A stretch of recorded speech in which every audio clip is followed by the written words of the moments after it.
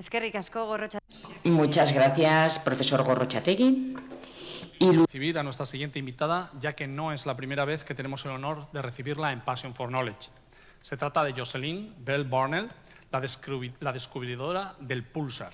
No sé si se han fijado, pero esta imagen, la del pulsar, es la imagen que representa el festival de este año. Hemos querido que esta imagen esté en todos los rincones de Donostia.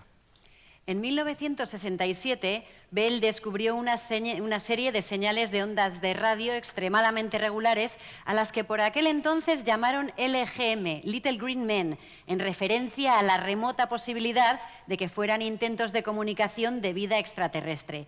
Finalmente, se descubrió que provenían de estrellas de neutrones y fueron bautizadas como púlsares. Aurkikuntza científico horrek. Este descubrimiento científico fue galardonado con el Premio Nobel de Física de 1974, aunque el reconocimiento no fue para Bell. Posteriormente, en 2018, recibió el Premio Breakthrough por sus aportaciones científicas y donó todo ese dinero para que las mujeres y las minorías pudieran aprender física. Hoy, Pedro Miguel Echenique, presidente del Donostia International Physics Center, entrevistará a Jocelyn Bell Burnell. Vamos a darle la bienvenida con un fuerte aplauso, por favor.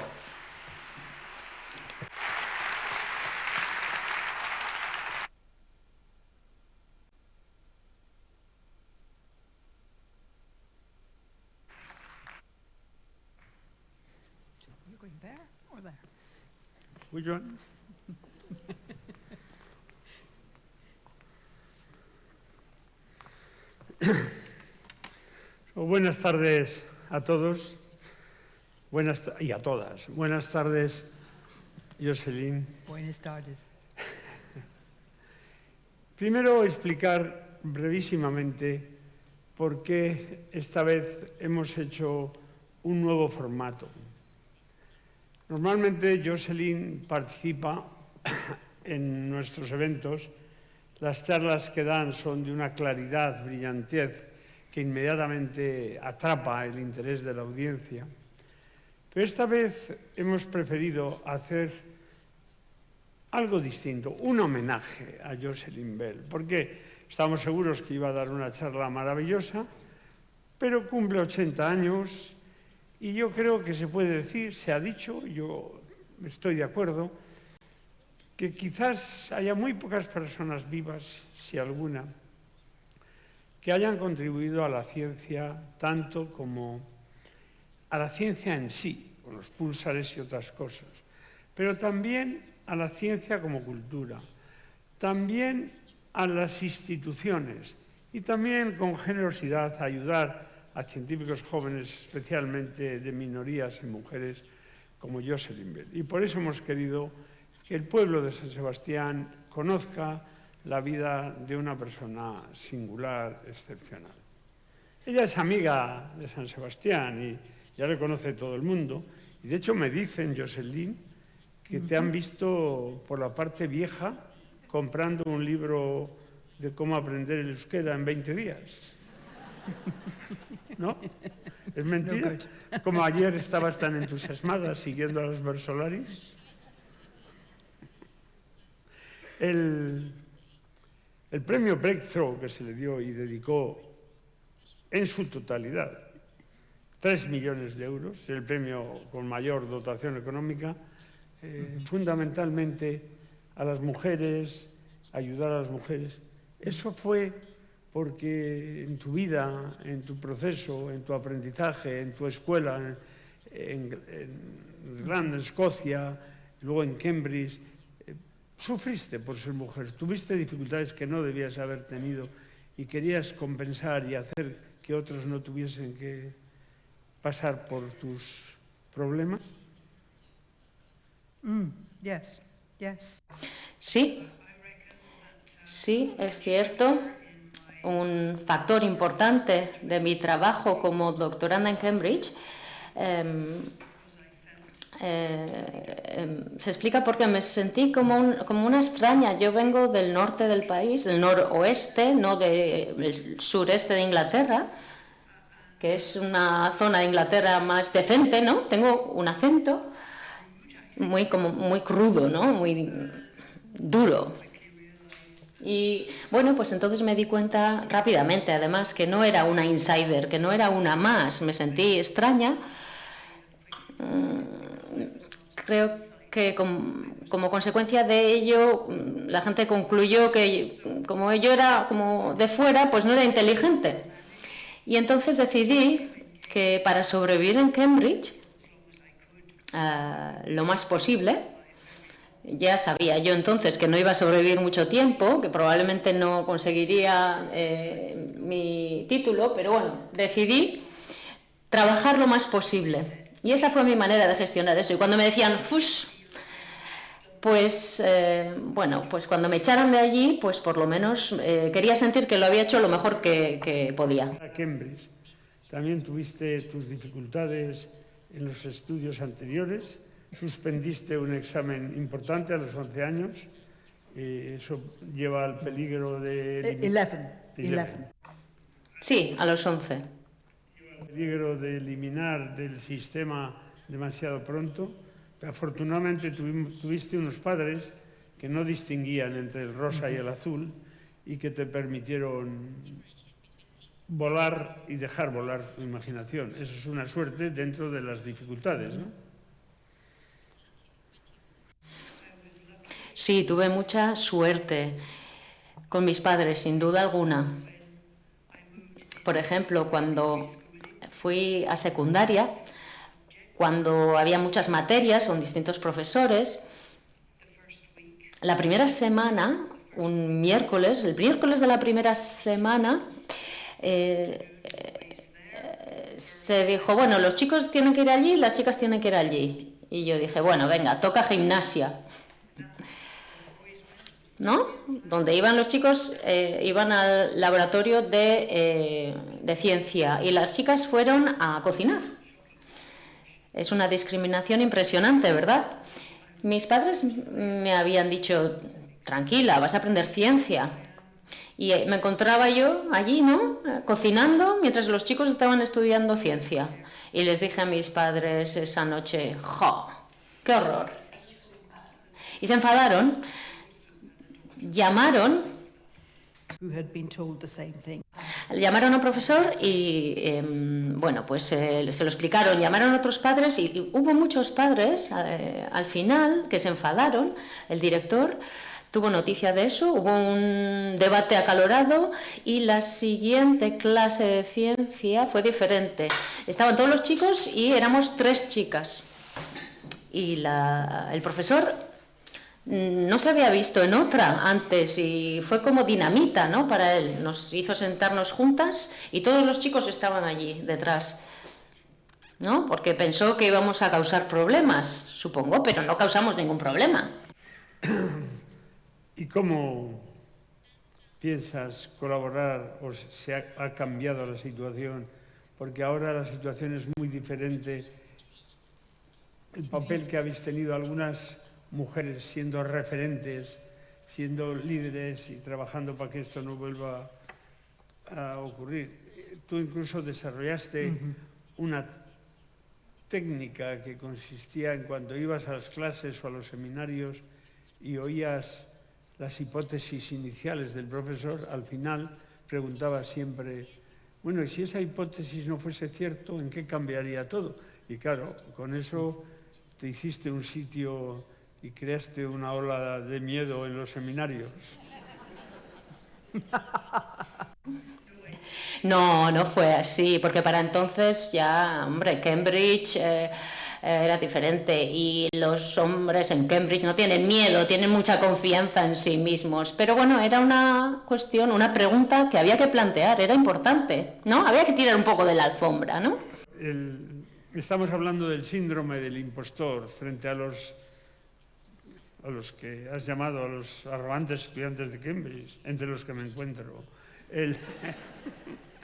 Tú sentías que no valías, sentías que valías menos y por lo tanto, como conclusión, dijiste, les voy a enseñar, voy a trabajar más fuerte, voy a mostrarles lo que soy. Sí, Cambridge fue un reto. No sé si aquí sois conscientes de que Boris Johnson, ¿no?, el último primer ministro, bueno, él estudió en Oxford, pero es de esa generación, ¿no?, que tiene una confianza en sí mismos infinita. Yo tengo razón, yo entiendo, lo entiendo todo, ¿no? Bueno. Y Cambridge estaba entonces llena de jóvenes, de hombres jóvenes así, ¿no? Había pocas mujeres, pero había muchísimos hombres jóvenes con esa autoconfianza, esa confianza en sí mismos. Lo sabían todos, todo era fácil, los profesores eran tontos, básicamente. Y yo vengo del noroeste del país, tengo un acento que se reconoce, no tengo esa confianza en mí misma y me sentía un poco así y yo pensaba, se han equivocado al aceptarme, van a darse cuenta y me van a echar. Eso es lo que yo sentía entonces. Pero hasta que me echen, voy a trabajar todo lo que pueda. Y de esa manera, cuando me echen, yo ya sabré que he hecho todo lo posible. No habré perdido esta oportunidad. Por lo menos no me sentiré culpable. ¿Crees que eso fue decisivo para el descubrimiento de los púlsares? Porque charlando el día pasado contigo me decías que sobre 2,5 kilómetros de papel las señales estaban ocultas en 3 milímetros. Y esa determinación que te llevó a ti el síndrome del impostor de demostrar que podías y que ibas a hacer dar lo mejor de ti, fue clave para el descubrimiento, esa persistencia y minuciosidad. Yes, Sí, yo creo que sí, fue clave. Fue clave porque fui muy concienzuda, muy cuidadosa. De esa manera no quería sentirme culpable cuando me echaran y dije, voy a hacerlo bien. Y de esa manera pude ver esa señal diminuta que no podía explicar, pero que quería explicar, tenía que explicarla. Debió ser duro, ¿no? Pero nunca pensaste en abandonar.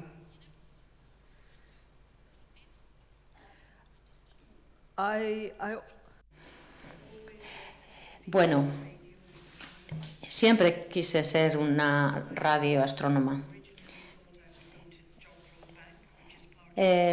Yo quería ir a la Universidad de Manchester, trabajé allí en verano y me dijeron que el director del observatorio no permitiría que una mujer accediera al laboratorio, porque antes había habido una mujer, al parecer, y ella y un hombre joven utilizaron una habitación para un uso para el cual no estaba prevista. Y entonces el director se enteró y dijo, pues no más mujeres aquí. Es curioso, ¿no?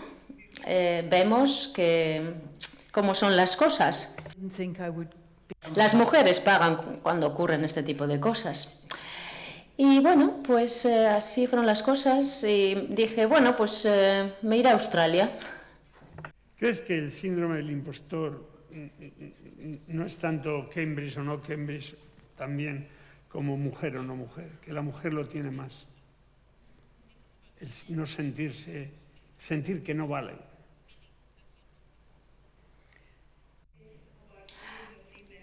Bueno, tiene que ver con ser una mujer científica, yo creo, porque entonces no había muchas mujeres científicas. Yo no tuve muchos modelos femeninos. No tenía ningún patrón, ningún modelo al que adaptarme, ¿no?, al que apuntar. Estaba sola, pero quería estudiar radioastronomía. Sí, disfrutas tanto con eso que luchaste por ello. Yo también creía que el síndrome del impostor lo tienen más las mujeres, pero el director del DIPC, Ricardo Díaz Muñoz, que es muy cuidadoso, porque nosotros en el DIPC queremos cuidar y que a los estudiantes como personas, hemos hecho un estudio y parece que el síndrome del impostor también lo tienen muchos hombres. Y a mí, yo mismo me sorprendí, ¿no? El premio Nobel, al final tengo que preguntarte por el premio Nobel, que te habrán preguntado tantas veces que no te va a venir como ninguna gran sorpresa, ¿no? Gracias a ti, el premio Nobel va por primera vez a astrofísica, pero no te va a ti, y va por el descubrimiento, bueno, por la radioastronomía y el descubrimiento de los púlsares, ¿no? Antes que entrar en sentimiento de culpa o sentimiento de irritación, ¿qué es lo que te parece más interesante de los púlsares? ¿Qué son los púlsares y por qué son interesantes? ¿Y qué has aprendido de los púlsares y qué te queda por aprender?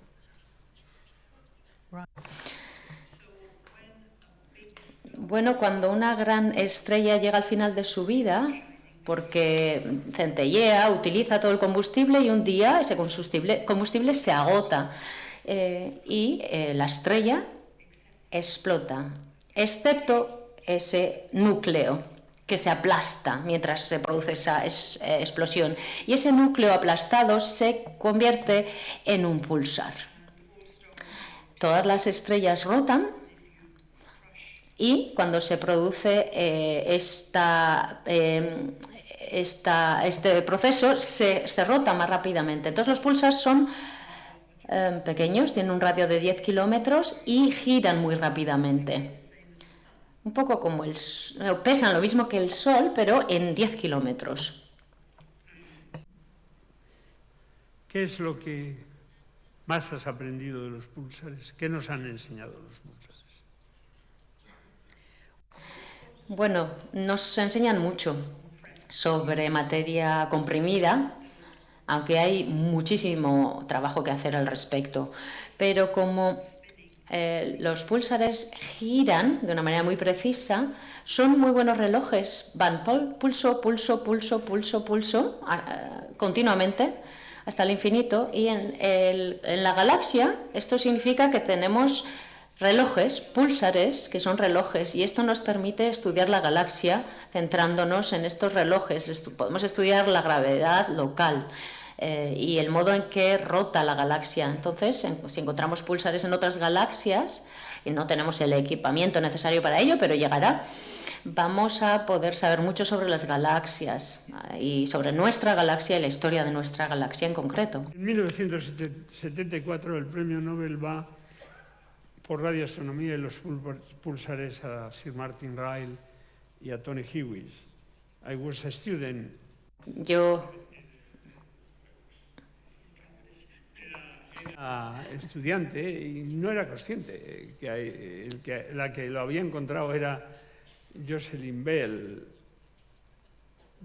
Figuras prominentes protestaron, pero bueno, podemos decir quién. Fred Hoyle, que ya no está con nosotros, pero uno tenía la sospecha de que protestaban más para herir a los otros que para defender a Jocelyn, pero sí que hubo gente que dijo y acuñó el término muy inteligente, que el premio se había convertido en no Bell, no a Bell. ¿Cómo viviste esos tiempos? Yes. Yeah. Bueno, fue un día muy especial para mí realmente. Entonces trabajaba en astronomía de rayos X y no se puede trabajar en este ámbito desde la Tierra porque la atmósfera no te lo permite. Nos protege de los rayos X, que eso está bien. Entonces hay que llevar un satélite por encima de la atmósfera. Y nuestro satélite iba a ser lanzado esa mañana precisamente. Y a las 8 de la mañana no teníamos enlace vídeo, pero teníamos un enlace audio y teníamos que hacer la cuenta atrás. 10, 9, 8... Y, bueno, una hora después se encendió el satélite, funcionó bien y después de varias órbitas los programadores dijeron, venga, este programa tiene que funcionar, el satélite tiene que funcionar. Y nos volvimos a nuestras oficinas, pasaron unas horas. A las 12:01, un colega entró en mi oficina, me dijo, ¿te has enterado? ¿Te has enterado? Y yo dije, ay, madre mía, el satélite no funciona. Pero la noticia era el anuncio del premio Nobel, que se otorgó a Martin Ryle y Tony Hewish. Ese colega quería ver mi reacción, quería pincharme, pero a mí me gustó porque me di cuenta enseguida de que hasta entonces ningún premio Nobel se había otorgado en el ámbito de la astronomía. Esa era la primera vez que se reconocía la astronomía en el Premio Nobel de Física. Y yo supe entonces que habría otros astrónomos que recibirían el premio Nobel. Entonces este colega pues se sintió un poco triste porque yo me mostré feliz, ¿no? En aquel momento los premios Nobel no se daban a estudiantes, excepto en aquellas excepcionales circunstancias que eran muy, muy diferentes y que no era tu caso. Esa prudencia o esa humildad, ¿la mantendrías ahora? ¿O fuiste cautelosa porque en aquellos momentos podía poner en peligro tu trabajo, vamos a decirlo así de brutalmente? Yeah, yeah. I was Sí, estaba intentando no molestar a nadie, no agitar las aguas, porque no tenía un trabajo estable y no podía permitirme el lujo de hacer enfadar a toda la comunidad de los astrónomos.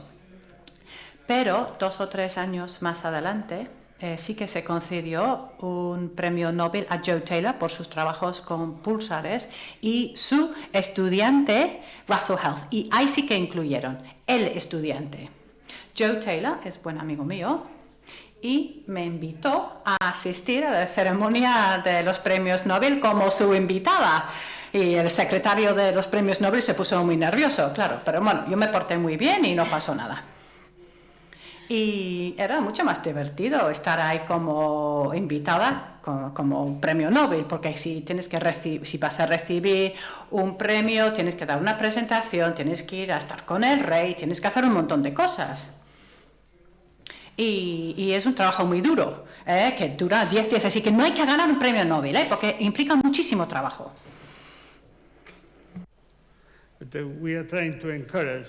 No, estamos intentando animar a la gente a que ganen un premio Nobel. No digas eso, Jocelyn, que cada vez que estamos con los jóvenes, que estos premios Nobel son personas normales y si trabajáis mucho, es que no. Decía que cada vez que me reúno con los estudiantes les digo, los premios Nobel son personas normales y si trabajáis como ellos, podéis ser como ellos.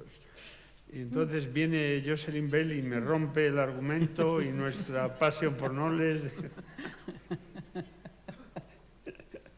Ya. En el comunicado de prensa ni siquiera se mencionó a la estudiante. Eso es tremendo. Hay otro caso, dos casos en la historia de la física. Una es Madame Wood, de física particular, y Lisa Meitner. Ahora hemos visto la película Oppenheimer, en que no va y el propio Fritz. En cualquier caso, vamos a olvidarnos, porque gracias a no tener el premio Nobel, Jocelyn, te has convertido en la estrella ausente en el firmamento Nobel y como hay menos, pues eres más conocida. Hay otro aspecto de tu vida, aparte de la enseñanza, que es el aspecto religioso, porque tú eres ferviente practicante, racional practicante, de una religión, los cuáqueros, ¿no? San Sebastián, la gente no conoce mucho los cuáqueros. Yo sí, porque uno de mis mejores profesores de teoría de estado sólido, Volker Heine, era cuáquero. ¿Es distinto los cuáqueros de otra religión? Los científicos, la racionalidad tiene más sitio en esta religión. En los cuáqueros no se os viene dado lo que tenéis que pensar. Explícanos un poco en detalle qué es lo que te gusta de los cuáqueros, por qué eres cuáquero y en qué se diferencian los cuáqueros, por ejemplo, en pacifismo. Un poco de detalle, please. Bueno, forma parte de la Iglesia cristiana, pero es una religión muy distinta. Porque no nos dicen lo que tenemos que creer. Nos dicen, pues tienes que buscar tus propias respuestas. Y ha habido muchos científicos y científicas que han sido cuáqueres. Tenemos Joe Taylor, que es un premio Nobel, ganó el premio Nobel por los púlsares, Catherine Lonsdale, Sir Arthur Eddington, todos estos eran cuáqueres. o son cuáqueres. Y porque no te dicen lo que tienes que creer. Nadie te dice.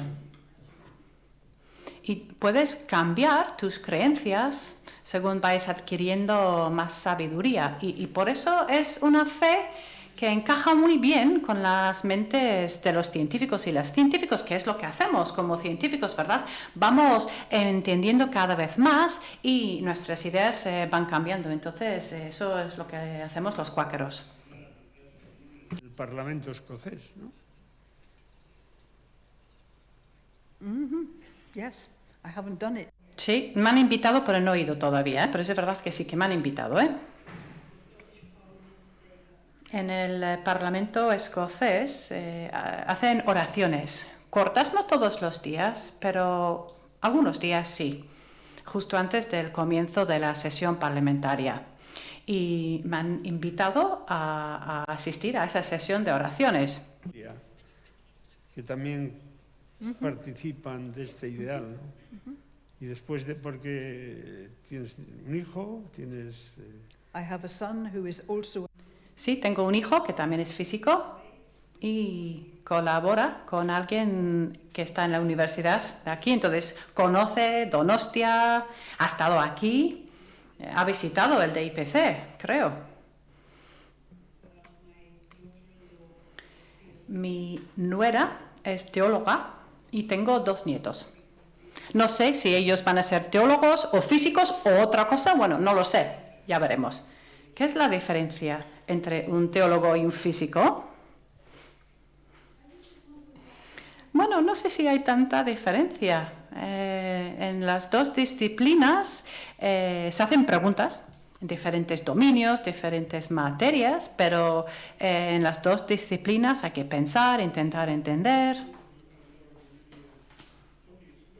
También has trabajado en muchos otros temas. ¿Cuál es la parte de la astronomía que te interesa más ahora? De la astronomía que te interesa más. Yeah. There are several... Hay diferentes campos que me interesan. Es verdad que en los últimos años han mejorado mucho los equipos, con lo cual podemos sacar imágenes con mejor resolución. Y hemos encontrado muchos fenómenos nuevos, porque a veces hay una onda que explota y luego desaparece. Y luego 2 semanas más tarde hay otra explosión y luego las ondas desaparecen de forma muy rápida. Y ahora podemos explorar lo que llamamos el dominio del tiempo. Ya no hace falta tener estas exposiciones tan largas para las fotos y con las exposiciones más cortas estamos descubriendo muchísimos fenómenos nuevos. Otra cosa que ha ocurrido es que hemos abierto todo un espectro nuevo que son las ondas gravitacionales, la radiación gravitacional. Y eso es un campo muy nuevo que solo tiene un par de años de vida y me parece un campo muy emocionante. Yo fui una de las personas que creó de que existía esa radiación y que íbamos a detectarla. Yo no sabía si iba a verlo en mi vida, pero estoy todavía viva y he visto y me alegro mucho por ello. Hay muchos resultados fascinantes que están llegando. Entonces, poder ver la apertura de un nuevo espectro es un privilegio. La cosa que, de las cosas que sabes que no sabes, te gustaría saber. Whoa. Pues me gustaría entender mejor cuál es la razón por esos pequeños explosiones de rayos gamma o estas ondas. Con la mejor resolución que tenemos hoy en día, estamos viendo muchos fenómenos que duran un periodo de tiempo muy corto. Hay muchísimos resultados que se están publicando en estos momentos, es emocionante, también impone un poco y espero vivir lo suficiente para comprender mejor cuál es la razón por estos fenómenos que estamos viendo. Quizás sí. Las estrellas de neutrones Creo que entendemos bastante bien de qué están hechas estas estrellas, entendemos también cómo funcionan los púlsares, pero podemos encontrar estrellas de neutrones en muchos sitios distintos y creo que todavía no entendemos del todo bien o no hemos explorado todo lo que nos puede ofrecer las estrellas de neutrones, toda la información que nos puede dar. Fue presidenta de la Royal Astronomical Society, creo que también ha sido presidenta del Instituto de Física y también de la Academia de Escocia.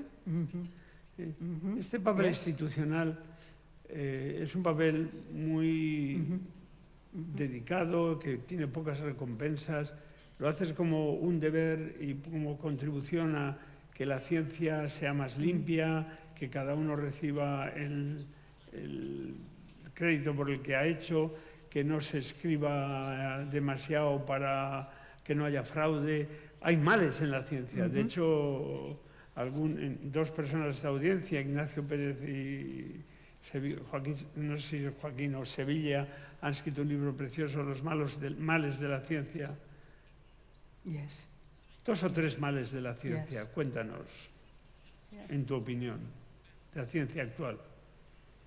Demasiado competitividad, demasiado deseo de publicar, poco cuidado en comprobar los datos. Passion for publish, no for knowledge. O no. ¿Qué es la pasión por publicar y no la pasión por el conocimiento? Sí, yo creo que sí, todos estos males existen y todos estos males suponen un problema potencial. Es verdad que hay muchísima presión por publicar.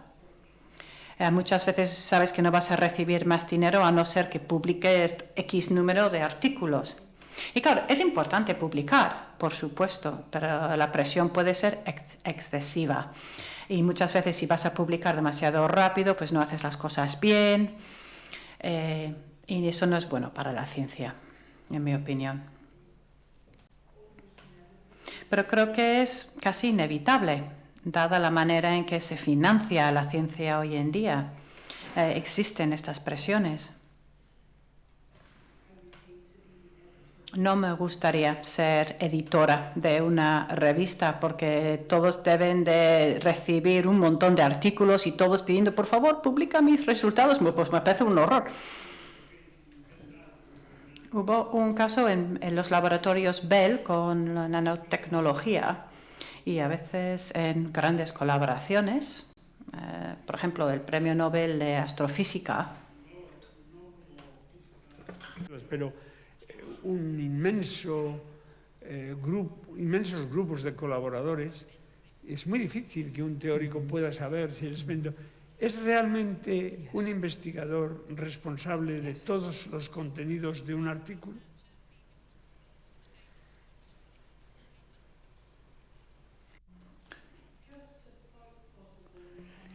Yo creo que en algunas situaciones sí sería posible.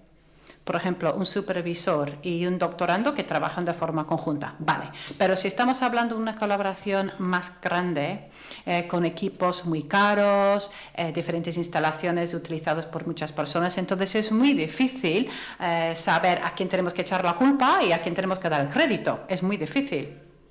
Dispuesto a recibir la gloria, tiene que estar dispuesto a recibir la vergüenza, si no es cierto, ¿no?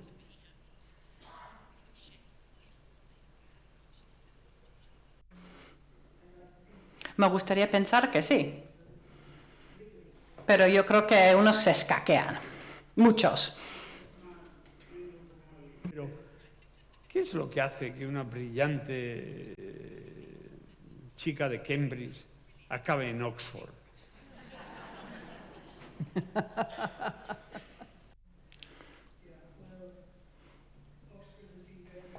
Bueno, Oxford, la Universidad de Oxford ha sido muy generosa conmigo. He tenido muchos trabajos distintos en mi vida. En mi último trabajo remunerado, yo fui el decana de una facultad. Sí, tenemos muchísimos decanos aquí, muchos, están por doquier. Sí, son personas muy importantes, por cierto. y no me gustaba mucho el trabajo. Y fui a una reunión de la Sociedad Internacional de Astronomía y estuve con una compañera y desayunamos juntas y le dije, me voy a jubilar porque no me gusta el trabajo que tengo ahora. Y ella me dijo, pues ¿por qué no vienes a Oxford? Bien, vendrías. Y a la hora de comer, y desde Australia ya tenía un trabajo. Ella había organizado todo. Y por eso fui a Oxford. Yo soy una persona jubilada, yo cobro una pensión, entonces soy académica invitada, pero bueno, llevo 15 años siendo académica invitada. Fijamos en una semana o en una tarde, porque nuestro ideal es ser austero, sencillo y ágil. Pero una pregunta que surge mucho y me interesa es ¿cómo es posible que en una época en que la ciencia ha contribuido a solucionar tantos problemas, a hacer la vida más larga, más agradable, haya estos movimientos anticiencia, algunos líderes? ¿Cómo se explica racionalmente esta irracionalidad?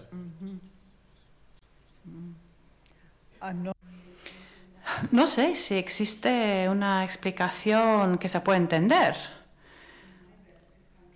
Yo siempre intento contrarrestar este movimiento reuniéndome con personas que no son científicos, pero que están interesadas estas personas por la ciencia. Hay muchos grupos astronómicos y voy a hablar con sus miembros. Hago muchas actividades de este tipo. ¿Para qué? Para ayudarles a entender qué es lo que estamos haciendo en el campo profesional de la astronomía y porque gran parte de mi educación fue pagada por los contribuyentes. Y entonces yo tengo que devolver al público ese favor, porque fueron los ciudadanos que pagaron por mi educación, mi investigación, a través de sus contribuciones, a veces sus impuestos. Entonces quiero devolver algo a los ciudadanos. Sí, entonces hay que educar, ¿no?, a las personas. Es verdad, la educación lo es todo. Como ejemplo, la vacuna. La vacuna que ha salvado millones de vidas. Aquí tuvimos a Özlem Türeci con un guardaespaldas puesto por Alemania. Porque a la vez que en 3 meses diseñaron el protocolo para atacar la vacuna, atacar el problema del COVID, con miles de voluntarios, es maravilloso un lado de la moneda. El otro lado es decenas de amenazas. Özlem Türeci, que ha contribuido a salvar millones de vidas, con guardaespaldas en San Sebastián. ¿Cómo se explica esto?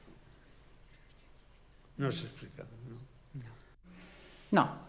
No explica, no sabía eso, no sabía que tenía que tener guardaespaldas. Para ver si vamos ganando a la gente. Uy, se me acaba el tiempo, ¿no? Yes, undoubtedly. Sí, sin duda. Solicitud, ¿no? Jocelyn nos ha ayudado, vino a inaugurar una exhibición astronómica que hemos inaugurado en Tabacalera. Es una preciosidad, yo no la había visto, me quedé deslumbrado. Por ejemplo, y la explicación de los agujeros negros, que es el punto 12, es una maravilla estética, conceptualmente. Y hoy, sin embargo, la tecnología, la ciencia básica ha permitido una tecnología que nos permite escuchar el ruido que produjo un choque de agujeros negros hace 2000 millones de años. Qué maravilla poder escuchar ese ruido, ¿no? Con unos sofisticados aparatos. Pero no hace falta tanto, porque Jocelyn Bell sabe cantar y silbar ese ruido. ¿Te atreverías?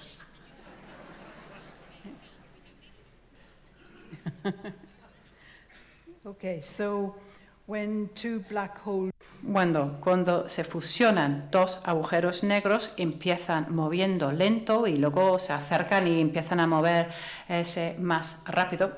Antes de silbar, voy a beber un poquito de agua. it's a bit faint. No se oye bien, ¿no? So it starts low. Entonces, empezamos hacia abajo y las dos estrellas están en órbita, lento, y luego se acercan y van más rápido. Y este es el sonido de una onda gravitacional. Bueno, ¿qué haría si nosotros pudiéramos escucharla o oír ese ruido?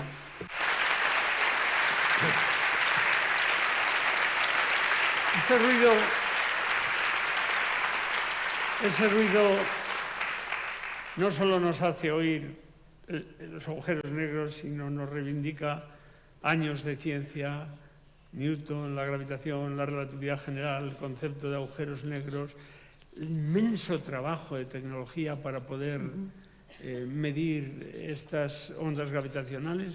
¿Cuál es la precisión con la que se mueven? Es un pelo en una distancia de... Explícanos. Bueno, no sé si puedo hacer alguna analogía, ¿no?, con las cifras, muy bien, pero están midiendo movimientos mínimos, minúsculos, tienen grandes masas suspendidas con espejos y láseres para medir esas distancias, y cuando la onda gravitacional ocurre se mueven un poquito así y el láser ve el cambio que se produce. Es fantástico, es una tecnología fantástica y es muy novedosa realmente, data de hace poquitos años, y muchísima gente no creía que esta radiación siquiera existiera. Yo siempre he creído en ello, no sabía si lo vería, pero bueno, pues aquí estoy. La evolución del universo que nos explicó Jean-Marie Lehn en 13.800 millones de años, hubo un momento que hace unos 2.000 millones de años chocaron dos agujeros negros y hoy, gracias a Jocelyn Bell, lo hemos escuchado. Qué fantástico momento, gracias al Passion for Knowledge, gracias a la pasión por el conocimiento de tanta gente, y entre ellos, en una manera muy preeminente, nuestra amiga. Pero una última pregunta en broma. Dame Jocelyn Bell, Dame. A mí no me suena bien Dame. Sir me suena como serio. It's not because, no es porque sea hombre o mujer. ¿A ti te gusta, Dame? Yes. Oh. Sí. Pero yo creí que te gustaba más Sir. No es una palabra preciosa. No sé, hay pantomimas aquí, hay teatrillos en Navidad aquí. En Gran Bretaña, en estos teatrillos, siempre hay un hombre vestido de mujer y le llaman dame, ¿no? Utilizan este término. Entonces ese título se aplica a personas como yo y entonces nos recuerda a esa pantomima, ese teatrillo, ¿no?, de Navidad. El problema de la ciencia de las mujeres, ¿hablaste en Inglaterra con la reina de Inglaterra? Bueno, no hay muchas oportunidades de hablar con la reina, solo un poquito, un ratito. Y me dijo, ¿está en Oxford? Y yo le dije, sí, señora. ¿Es usted científica? Sí, señora. Y me dio la mano y suavemente hizo este gesto al darme la mano, y entonces ya supe que era el momento de irme.